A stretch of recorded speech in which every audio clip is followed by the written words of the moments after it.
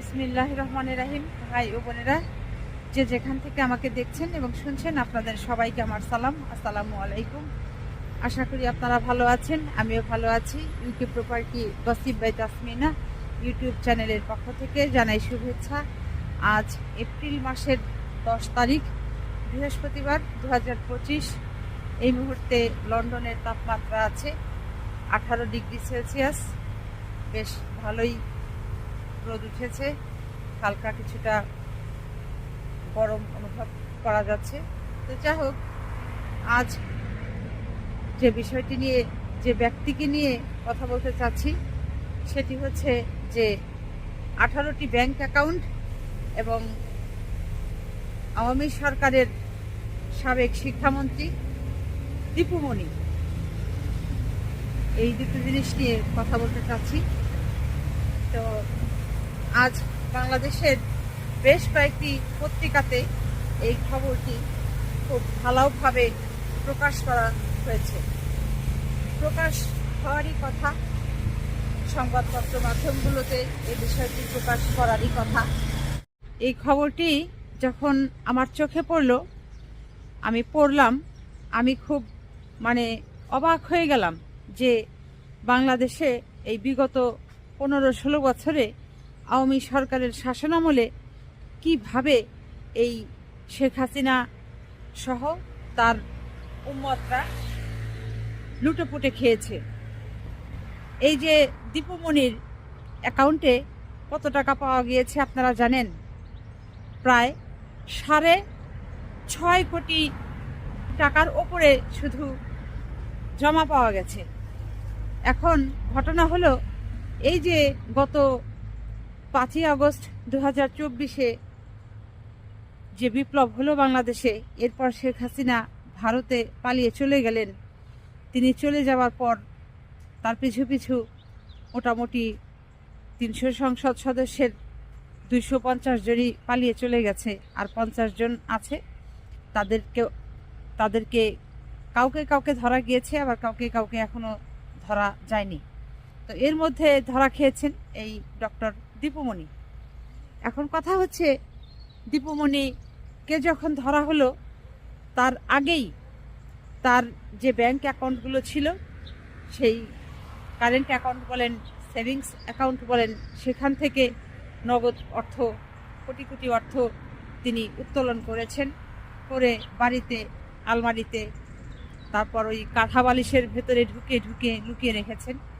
আত্মীয় স্বজন, ভাই বোন যারা আছে, তাদের অ্যাকাউন্টে ট্রান্সফার করেছেন। আর বাকি যে এই যে প্রায় 6.5 কোটি টাকার ওপরে যে ব্যালেন্স পাওয়া গেছে, এটিকে সরকার জব্দ করেছে। এটি সরিয়ে সারতে পারে নাই। এখন একটা হিসাব মিলিয়ে দেখেন, এই দীপু মনি এত টাকা কই থেকে পেলেন? তিনি বাংলাদেশের সাবেক শিক্ষামন্ত্রী ছিলেন। তো বাংলাদেশে এই শিক্ষামন্ত্রী তিনি কত বেতন পেতেন? মাসে 1,05,000 টাকা। তাহলে উনি বছরে ওনার আয় কত? বেতন হচ্ছে 12 লক্ষ টাকা, আর ওদিকে 60,000 টাকা, অর্থাৎ 12,60,000 টাকা হচ্ছে ওনার ইয়ারলি ইনকাম। তো ওনার তো ব্যয়ও আছে, ওনার পরিবার আছে, সন্তানাদি আছে, তাদের পেছনে তো ওনার খরচও আছে।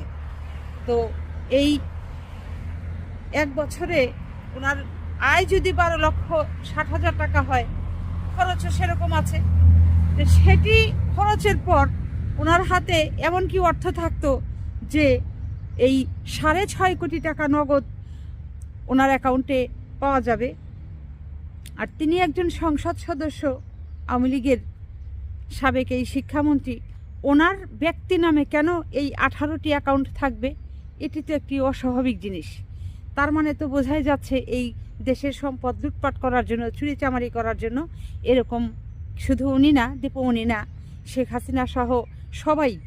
কারো নামে এমনও আছে যে 60-74টি পর্যন্ত ব্যাংক অ্যাকাউন্টের সন্ধান মিলেছে বাংলাদেশে।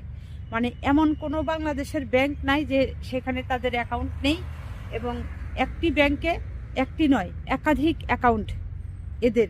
শুধু তাদের নামেই এবং তাদের পরিবারের সদস্যদের নামে যে আরও কত শত শত অ্যাকাউন্ট আছে সেটির মানে হদিস খুঁজে পাওয়া বড়ই কঠিন।